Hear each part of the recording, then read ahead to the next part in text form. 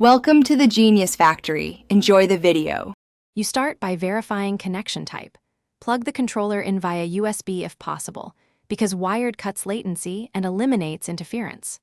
Once done, close heavy background apps and downloads. These steal CPU and network cycles and cause perceived lag. Next, set Windows power to high performance and disable USB selective, suspend in power options to prevent the port from sleeping. These steps remove common system-level delays, so you can measure genuine controller responsiveness. Now focus on firmware and drivers. Install the Xbox Accessories app and update the controller firmware. Outdated firmware can add microstutters. Then open Device Manager and update or reinstall USB and Bluetooth drivers, because a corrupt driver creates inconsistent input timing. If you use Steam, enable controller support and set a higher polling rate or exclusive input mode.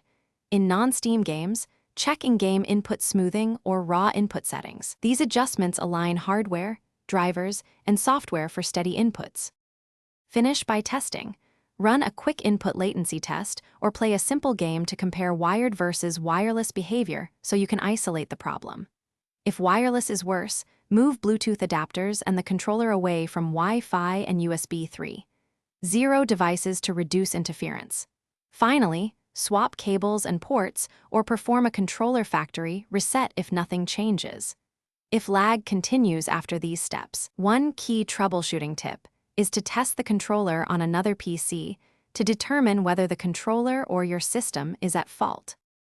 Thanks for watching. If you found this helpful, don't forget to like and subscribe.